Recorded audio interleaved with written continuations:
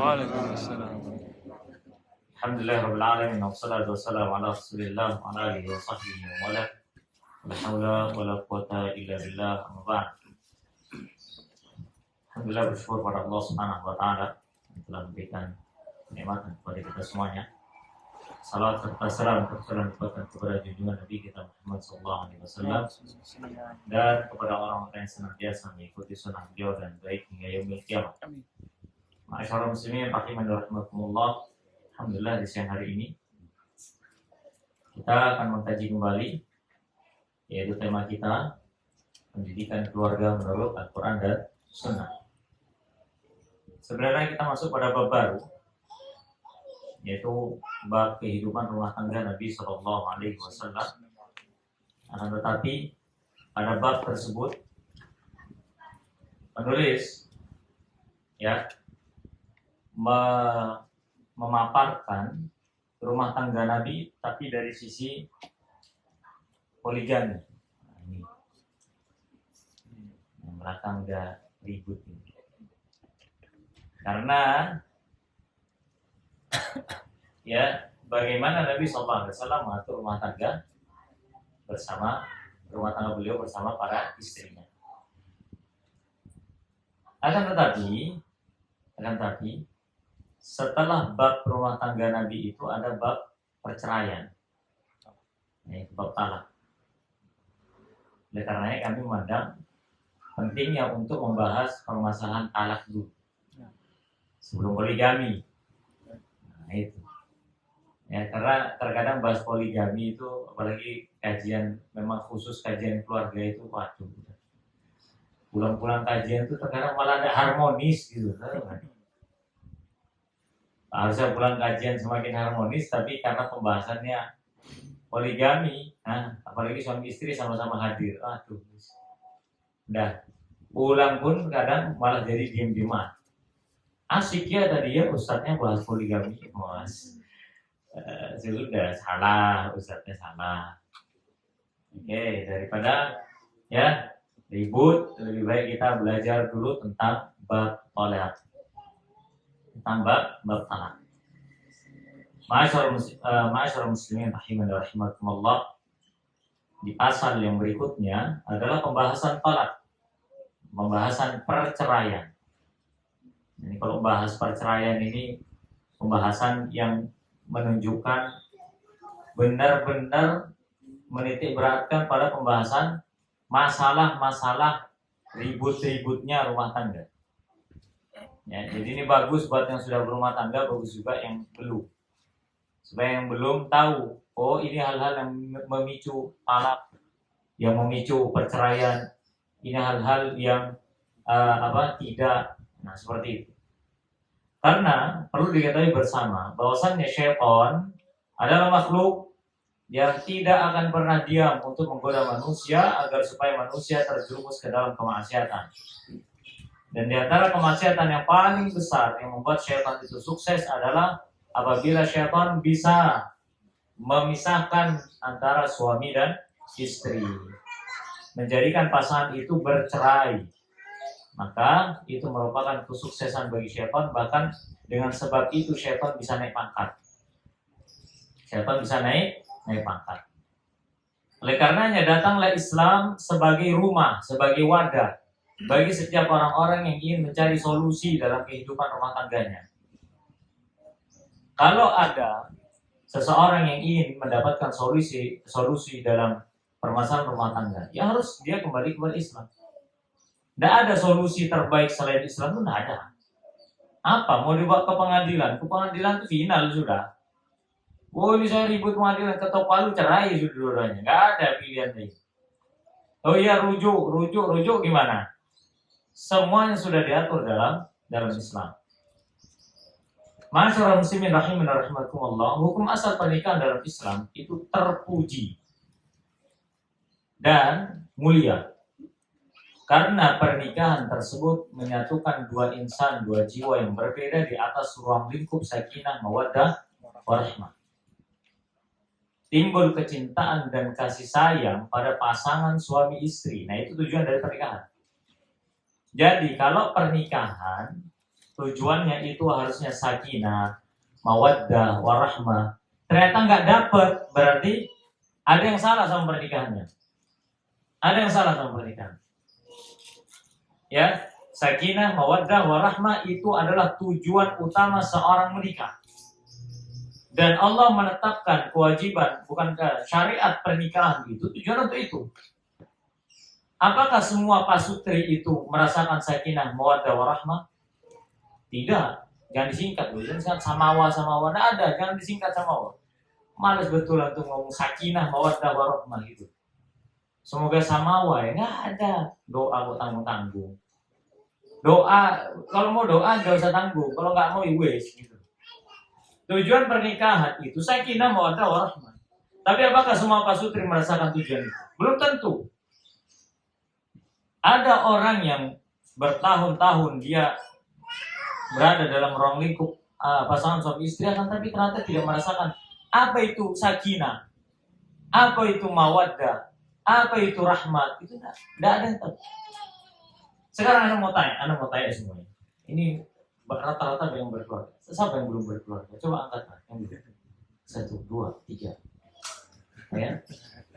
Jangan angkat tangan lagi. Itu yang sudah punya jangan angkat tangan. Ya, jangan dari ribut yang belakang. Nah, Anda mau tanya nih. Apa patokan utama keluarga itu disebut keluarga bahagia? Ayo.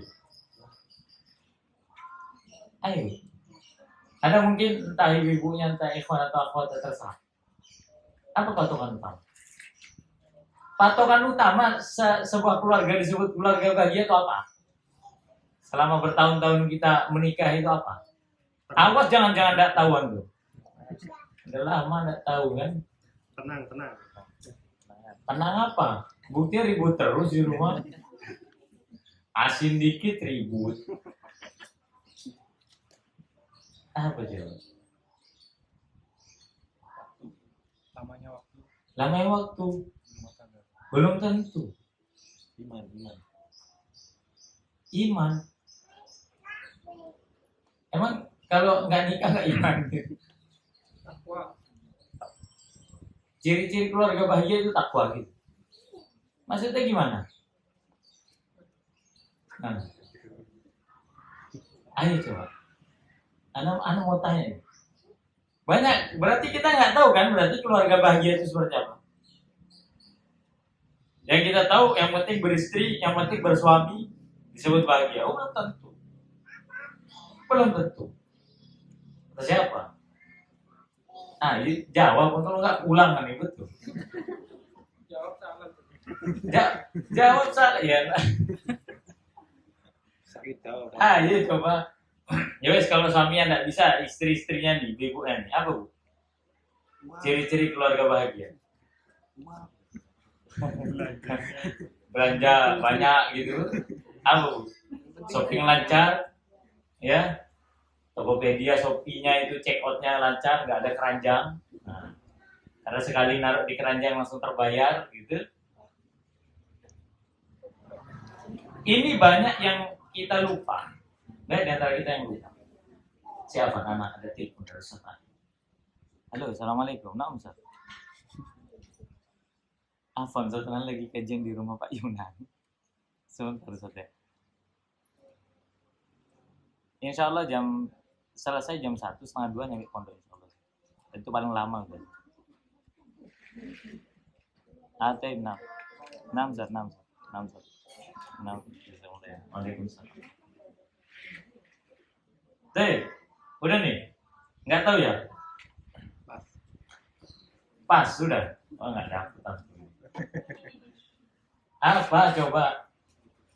Patokan utama keluarga bahagia itu apa? Ini patokan utama ini. Kalau sampai nggak ada, berarti nggak bahagia kan keluarga. Oh ini ngerinya. Apa? Semakin berkeluarga, semakin taat sama Allah. Kalau suatu keluarga itu pasangan seorang laki-laki yang awalnya taat, tapi ketika dia berkeluarga semakin taat kepada Allah, berarti dia benar keluarganya. Nah, Seorang wanita ketika sebelum menikah dia taat kepada Allah. Ketika bersuami dia semakin taat sama Allah, berarti dia bahagia keluarganya. Dapat ridhonya Allah berarti. Kalau sudah Allah meridhai pasti bahagia. Tak mungkin enggak. Karena Allah itu tidak memberikan sakinah mawaddah kepada semua orang yang menikah. Enggak. Allah pilih itu. Ayo. Ini patokan pertama nih ya. Kacau, udah nih kacau nih, geling-geling semua kita ya kan. Makanya kalau semakin kita ini berkeluarga, semakin kita dekat dengan istri kita, semakin kita dekat dengan suami kita, kemudian semakin menambah ketakwaan kita kepada Allah, semakin menambah amal soleh kita, semakin mudah. Itu baru bahagia. Tapi kalau ternyata semakin dia menikah, semakin jauh dari Allah, susah untuk taat, berarti apa? Nggak bahagia. Suami istri ini nggak kompak berarti. Berarti suami istri ini tidak membangun pernikahannya di atas fondasi yang sama. Iya nggak? Iya. Kalau dua-duanya membangun di atas fondasi keridhaan Allah, yang penting gimana caranya kita bisa ngadep Allah sama-sama dalam keadaan baik, selamat, suami selamat, istri selamat. Selamat dunia akhiratnya itu. Bahagia hidupnya. Tapi kalau sudah suaminya mikir akhirat, istrinya mikir dunia. Istrinya mikir akhirat, suami mikir dunia. Buyar. Mau dia sampai akhir hayat dalam status pernikahannya, bisa dipastikan pernikahannya tidak bahagia. Kenapa? Karena dia sulit untuk taat. Kan menikah itu kan ketaatan, betul. Bahkan menikah itu ibadah terlama seumur hidupnya seorang muslim. Seorang manusia bahkan, mau muslim atau enggak itu. Nikah. Lah kok bisa antum lagi ibadah nggak bisa nambah taat? Kok bisa gitu? Tercela nggak kalau seandainya ada orang yang sholatnya sudah 5 menit nggak bisa konsentrasi sama sholatnya? Saya lupa sama Allah, saya ingat sama utangnya. Tercela apa enggak? Apalagi lagi sholat bunyi alarm Shopee gitu. Wah itu paling jengkelan itu. Lagi kajian Shopee, keluar lagi Shopee. Coba, tercela nggak kalau orang yang sholatnya cuma 5 menit tapi nggak bisa konsentrasi? Allah cela loh, betul kan? Wailul lil musallin alladzina hum an sholatihim sahun. Celaka orang yang sholat, udah sholat sebentar pula ya kan sahun. Apa sahun? Lalai. Gimana kalau seandainya ada orang yang menjalani ibadah terlama dalam kehidupannya, dia tidak bisa konsentrasi? Ayo, lebih tercela apa? Ini kayaknya mau buyar, ini kajian. Itu baru ciri-ciri pertama. Ciri-ciri keluarga bahagia ketika antum dimudahkan oleh Allah untuk melakukan ketaatan. Suami mau sholat ke masjid, istri mendukung suami sholat ke masjid. Wallah itu nikmat. Kalau suaminya tidak ke masjid, istri yang negur, Pak, waktu sholat ke masjid. Nabi SAW bersabda apa? Semoga Allah merahmati setiap pasangan suami istri yang apabila suaminya bangun di tengah malam, dia memercikkan air ke istrinya, dia membangunkan istri untuk sholat malam. Jika istrinya tidak mau sholat malam, tidak mau bangun dari tidurnya, dipercikkan air tersebut sehingga istri bangun dan sholat malam. Semoga Allah merahmati pasangan seperti ini. Begitu pula dengan istri. Semoga Allah merahmati pasangan yang istrinya bangun sholat malam, kemudian membangunkan suaminya untuk sholat malam.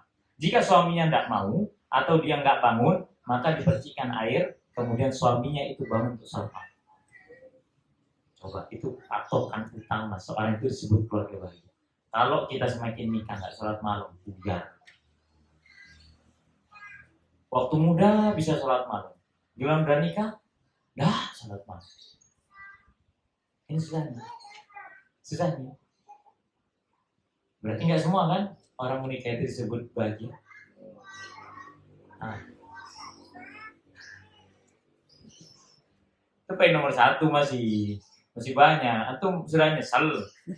Nah, saya banyak, antum tambah nyesel ini. Itu ciri-ciri keluarga bahagia. Terus bagaimana dengan kita yang sudah terlanjur menikah, tapi ternyata ketika kami ingin beribadah pun antara kita dan pasangan kita ini nggak sinkron. Berarti antum harus duduk bareng. Apa artinya? Harus mengedepankan visi dan misi bersama. Harus membangun lagi fondasi itu dari awal. Ayo, kita ini mau di dalam pernikahan pengen seperti apa? Pengen gini terus. Pengen nggak meningkat ibadah kita. Seumpama seorang suami, ayo dek, sekarang ini waktunya ngaji. Bisa nggak ikut pengajian? Ayo tak bawa bareng. Sama kayak seorang istri contohnya. Ketika berbicara kepada suaminya, bang nggak ngaji Pak. Sekarang lu pengajian, waktunya pengajian. Yuk dek, saya kesel gini. Ayo wes, nanti tak pijetin. Yang penting sekarang kajian dulu yuk. Itu baru bagus. Tapi kalau suami mau kajian, mau mana? Kajian. Tok, kata nang omah. Atau ketika istrinya ngasih masukan, ayo kajian. Ustaz kesel bu kajian. Itu saja udah menunjukkan kemerosotan, kebahagiaan rumah tangga. Berarti kita harus duduk dengan istri kita, paparkan apa tujuan kita ini. Yang pertama, semakin taat seorang hamba kepada Allah dengan pasangannya, maka semakin bahagia keluarganya. Berarti kalau dia semakin jauh dari Allah, dia semakin jauh kebahagiaannya. Terkadang orang bertahan dalam pernikahan itu karena rasa mengalah. Memang dalam rumah tangga itu mengedepankan sifat mengalah. Memang. Tapi ada sifat mengalah yang tercela. Ketika sifat mengalah tersebut ternyata menghalangi kita dari ketaatan. Untuk apa antum mengalah dalam ketaatan? Sama kayak antum sholat. Antum tahu sholat pertama masih 01. Antum mengalah. Ayo monggo mas maju. Sampai maju. Enggak apa-apa wis maju. Nah, ini tercela ini namanya. Jangan mengalah pada perkara yang mendapatkan pahala yang besar serta ketaatan. Sama dalam rumah tangga. Makanya terkadang kita ini dalam ngurus rumah tangga itu memang harus agak sedikit egois. Jangan dibiarkan istri nggak sholat semua. Ya wis lah.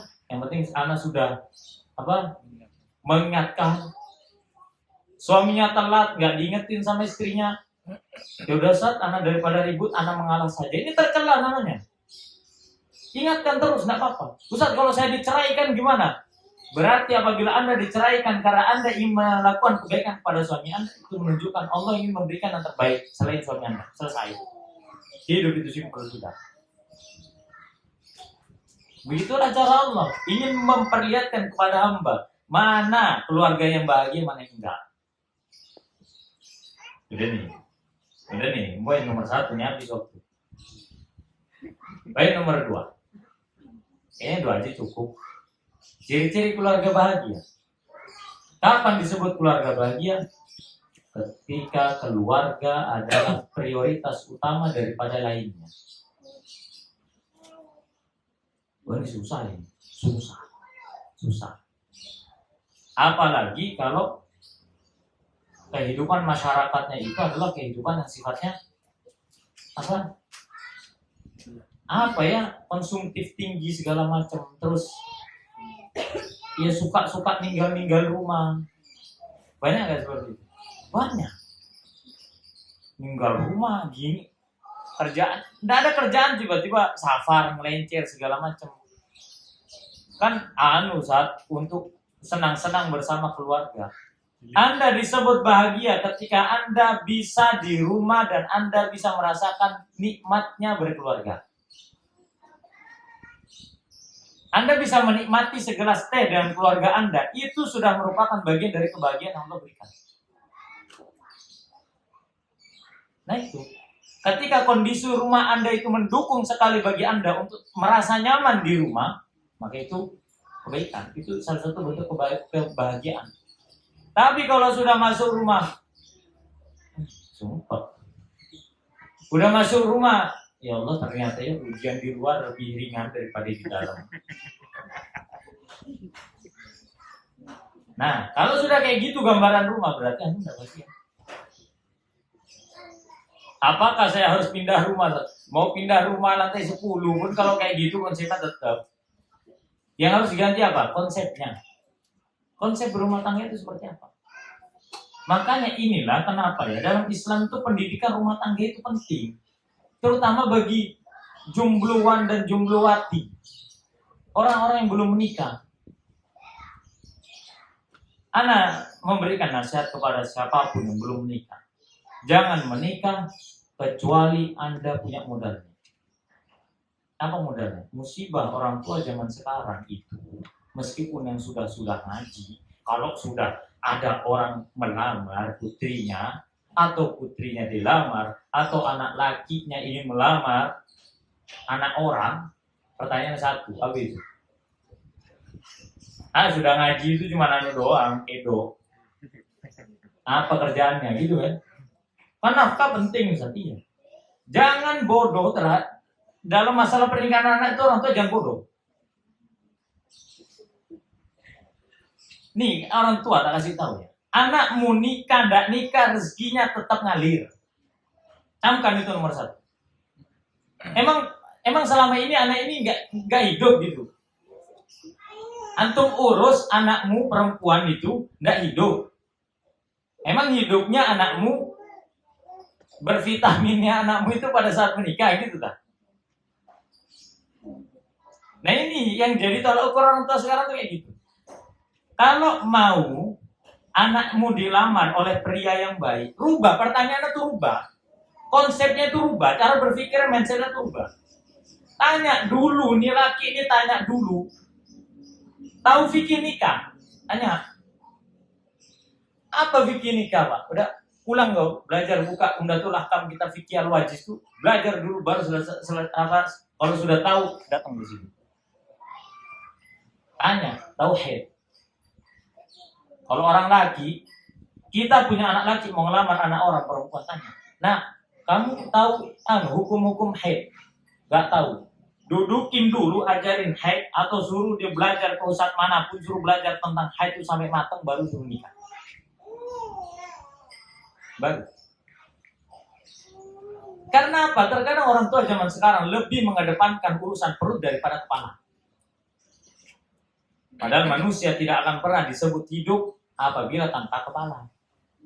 Artinya apa? Utamakan masalah intelektual dalam keluarga daripada urusan perut. Urusan perut seorang tidak akan mati kecuali perutnya pasti sudah terisi dengan kenikmatan yang sempurna. Selesai. Sedangkan ilmu itu Allah tidak ada. Allah tidak menjamin hamba itu berilmu atau tidak. Betul-betul ilmu itu Allah berikan kepada orang-orang yang menyari. Nah, keluarga itu disebut bahagia. Kalau keluarga itu betul-betul mau belajar. Maka itulah nasihat anak kepada para bujangan yang ingin menikah, mau bujang wati terserah. Belajarlah tentang masalah agama, terutama masalah fikih pernikahan baru nikah. Tapi kan nikah butuh nafkah, Ustaz. Iya, tetap. Nafkah itu bukan masalah Anda punya atau enggak punya, itu sudah wajib. Anda kan hidup, ingin mempertahankan hidup kan? Ya kerja, udah. Itu sudah manusiawi sepertinya, betul kan? Sudah manusiawi. Yang enggak ada urusan manusiawi, enggak manusiawi itu ilmu. Oh nggak ada kok manusia yang tak berilmu disebut manusia juga. Manusia yang nggak makan disebut manusia nggak? Hah? Manusia yang nggak makan setelah itu dia wafat karena sebab apa? Kelaparan disebut manusia nggak? Kan sudah mayit jadinya, nggak disebut manusia lagi. Tapi orang jahil mati disebut manusia nggak? Nah itulah beda kan? Urusan makan itu sudah manusiawi. Urusan ilmu itu baru nggak ada istilah manusia. Nggak ada. Sama manusia sama, cuma derajatnya yang beda. Nah, yuk keluarga ini mau dibawa kemana? Nah, itu poin nomor 2 itu. Semakin kita berkeluarga, semakin kita merasa nyaman, tentram ketika di rumah. ketemu istri bawaannya adem, istri ketemu suami bawaannya tenang. Nah ini berarti ada cinta yang berbalas, ada kasih yang tak terbatas. Nah seperti itu. Tapi kalau sudah suami ngeliat istrinya, lu ya Allah sabar. Atau suami ngelihat atau istri lihat suaminya, nah pasti pulang, pasti aneh, pasti kalau naruh anduk di atas kasur. Meskipun itu hal-hal yang kecil, tapi itu bisa menjadi pintu masuk syaitan. Kalau udah ribut pikiran tuh enggak, semua yang enggak pun bukannya diinggahin malah diiyain. Betul kan? Iya, lihat, syaitannya datang. Lihatlah istrimu, banyak betul dosanya. Harusnya dia ngomong, enggak, saya enggak boleh mikir. Iya ya, malah gitu. Begitu pula dengan istri. Ketika melihat suaminya ada kurang segala macam, ketika bertemu dengan suaminya, syaitan akan bisikkan, lihat suamimu itu serba kurangan. Kurang hartanya, kurang ini, semua disebut. Harusnya istri itu mengatakan tidak kepada ucapan bisikan syaitan. Dia mengatakan, oh iya ya. Enggak gitu harusnya. Maka inilah konsep rumah tangga. Bahagianya rumah tangga. Udah cukup 2 poin aja itu sebagai bentuk penyesalan itu sudah. Yang pertama, semakin taat kepada Allah dengan berumah tangga. Yang kedua, semakin nyaman ketika kita bersama keluarga. Kalau ternyata kita lebih nyaman dengan teman-teman kita, berarti itu menunjukkan ada yang salah dengan rumah tangga kita. Waktu udah habis. Udah mau apa lagi yang waktu udah habis, jam 1. Jam 1 lebih malah. Ada pertanyaan? Hah? Yang ketiga belum? Udah 2 aja udah nyesel lah tuh. Ayo, coba. Udah. Mau apa? Nunggu yang ketiga ini Mas ya? Ya, setelah Waktunya sudah habis, gimana? Mau dilanjut? Ya, kembali ke 1. Oke, 1 poin lagi. Yang ketiga, di antara ciri-ciri keluarga bahagia, patokannya.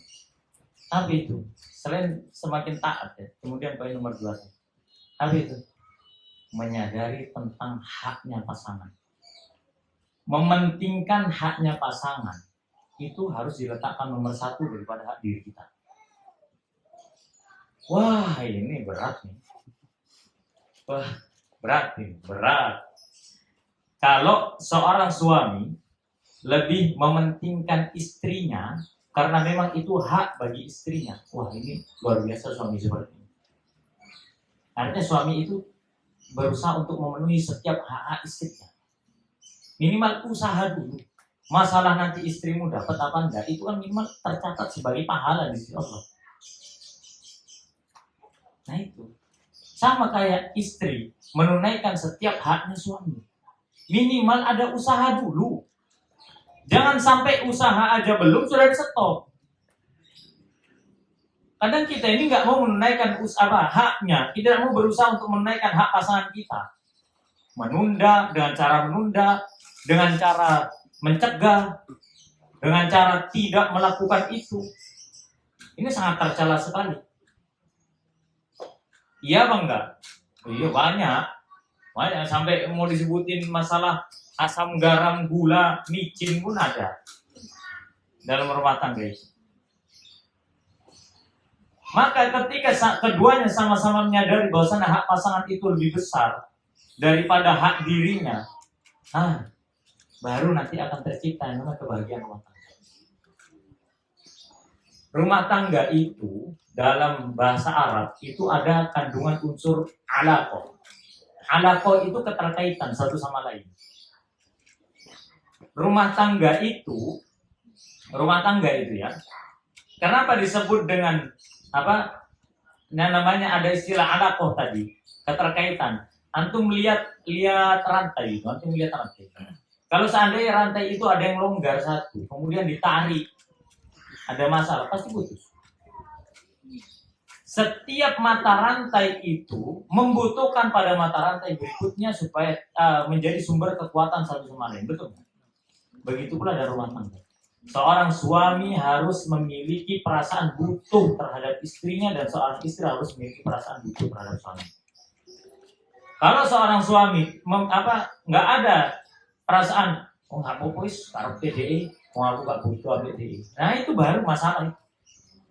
Sama kayak seorang istri. Ketika istri itu merasa tidak butuh terhadap suaminya, maka itu musibah pertama dalam rumah tangga. Maka sekali lagi nasihat yang lain kepada orang jomblo atau jombloati yang belum nikah. Menikahlah pada saat butuh. Menikahlah pada saat Anda memang benar-benar butuh pendamping. Kenapa? Karena ketika ada perasaan butuh antara satu kepada pasangannya, maka itu akan menimbulkan cinta. Pasti. Tidak masalah kok seorang suami seumpama contohnya mengatakan pada saya tolong buatin teh ya, sebagai bentuk rasa dia butuh terhadap istrinya. Begitu pula istrinya, nggak apa-apa kok istrinya minta tolong kepada suaminya, mas minta tolong cuciin piring, karena memang dia butuh terhadap bantuan itu, nggak masalah. Jangan egois terhadap perasaan pasangan, jangan, itu tercela. Semua kayak kita mengatakan istri nggak mau yang minta tolong ke suami karena takut suaminya marah, takut suaminya repot. Itu perasaan takut, perasaan tidak nyaman itu terkadang jadi kendaraannya syaitan untuk mengaruhi rumah tangga. Nggak masalah, minta tolong aja dulu. Bang, bisa minta tolong nggak? Bantuin dong cuci baju. Ini lagi masak. Masalah suami mungkin, lagi ada kerjaan gini. Itu baru yang penting ada usaha dulu. Yang menunjukkan kebutuhan pasangan kepada pasangannya, antara diri kita dan pasangan kita. Jangan sampai nggak ada, itu bahaya. Kita menemukan pasangan seperti ini nih, Anda bilang ini pasangan garing, bergaring kayak kanebo keringnya itu susah dilipat-lipat. Ini memang terjadi. Anaknya itu sudah 6. Dawang paling tua aja itu sudah lebih tua daripada anak. Beda kalau sama anak ini beda 4 tahun sama anak yang pertama. Dia sudah lama menjalani kehidupan berumah tangga. Karena sampai heran pada saat anak ke rumahnya akrab sekali. Beberapa hari anak menginap di rumahnya. Itu tahun berapa ya anak berkunjung ke rumahnya? Tahun 2016, setahun sebelum anak nikah. Itu ya ini di daerah Kalimantan. Jadi suaminya itu kalau nyuci baju di lantai 2, istrinya di lantai 1. Tapi ya tetap tidur di kamar bersama. Makan itu istrinya tuh nggak ngambilin suaminya nggak ngambil. Tapi tetap berumah tangga gitu, ngobrol biasa.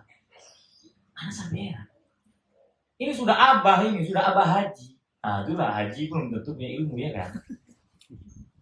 Anak tanya, bah, abah kenapa kok nyuci baju sendiri? Apa katanya? Dari saya muda dulu, saya memang nggak mau merepotkan istri saya. Bingung anak sama cara berpikirnya. Loh kan istri tetap istri, bah, punya kewajiban untuk melayani suami. Iya. Ya begitu, ya sama kayak istri saya. Istri saya nggak mau minta bantuan begini begitu karena nggak mau ngerepotin saya. Itu realita loh. Antum kirain apa? Betulan itu anak bingung. Kalau di lantai 2, kalau anak datang, anak tanya, Bu, abah mana? Oh, di lantai 2, pasti nyuci baju. Jadi mesin cuci itu 2, di lantai 1 sama di lantai 2. Anak bingung, ini gimana sih rumah tangga kayak begini? Ya tidur sekamar, tetap buktinya anaknya 6. Seperti itu. Pada saat makan juga, anak bingung, nih abah ngambilin anak nasi. Tapi anak lihat istrinya itu di dapur nggak ngambilin suaminya. Tak tanya, bah, emang abah kalau makan nggak diambilin sama Umi? Enggak, ya udah ngambil sendiri. Itu sudah kebiasaan dari awal nikah. Wallah ini musibah. Meskipun di dalam pernikahan, bayangin, ini kan kita ngomong tadi kan, betapa banyak orang yang lama-lama menjalin hubungan pernikahan akan tapi nggak merasakan bahagia. Sampai anak tanya itu, Pernah anak tanya, lah terus abah ini apa tuntutan abah ke istri abah selama ini? Apa katanya? Intinya dia bisa melayani saya sudah. Melayani saya urusan biologi sudah, itu sudah cukup katanya. Anak bingung juga kalau kayak gini. Lah terus saya ngapain nikah? Mungkin ya biar nggak haram aja gitu, antara halal dan haram. Tapi pernikahan itu bukan urusan ranjang saja. Urusan kopi pun dibahas dalam pernikahan. Makanya itu luar biasanya Islam itu. Dan itu memang terjadi. Sampai habis pikir, kok bisa ya? Dia menjalani pernikahan itu satu rumah tapi kehidupannya masing-masing. Sampai sholat, baju sholat tuh loh nggak disiapin. Jadi, sampai yang lebih ngeri lagi ya, nggak tahu ini apa lucu ngeri terserah sudah. Ada kamar, ada satu kamar ya, memang untuk tidur berdua. Di lantai 2 itu ada kamar khusus untuk suami. Di lantai 1 ada kamar khusus untuk istri. Ana nggak ngerti nih maksudnya gimana. Maksudnya apa? Pas masuk itu, baju-baju suaminya itu ada di situ. Nanti di lantai bawah itu ada kamar istri, baju-baju istrinya di situ. Ada kamar untuk berdua. Anak pusing, waduh ini rumah gede, orang kaya ya kan, tapi nggak bisa menikmati pernikahannya. Antum jangan kira masalah kayanya, wong punya pom bensin 3 di Kalimantan. Pom bensin yang di darat sama pom bensin yang di sungai. Kalau sekali muter itu yang di sungai aja itu 100 drum per hari. Long dulu anak kesana itu disuruh dimintain tolong juga jadi karyawannya juga. Jadi tahu kita, bingung anak, kok bisa ya rumah tangga seperti itu? Semua nikah rumah nih lantai 2, ya begitu sudah. Kehidupan nafsi-nafsi. Anak sampai guyonan lagi, tapi hebat ya Baya, apa kok bisa anaknya 6 gitu? Kok bisa anaknya 6? Nah ini rumah tangga seperti ini ada hidupnya nafsi-nafsi. Kenapa? Karena dia belum mengerti masalah hak dan kewajiban. Pokoknya poin yang ketiga ini, ingatlah bahwasannya kita itu butuhkan pasangan kita. Masing-masing dari kita butuhkan pasangan kita. Jangan egois terhadap pasangan kita. Jangan. Kepada diri sendiri dan kepada pasangan kita. Udah, itu poin nomor 3. Ntar pertemuan berikutnya berlanjut lagi. Yang mau ke Malang ini. Ya, udah nggak ada pertanyaan kan? Udah, baik, kita tutup dengan doa kafaratul majelis. Assalamualaikum warahmatullahi wabarakatuh. Waalaikumsalam.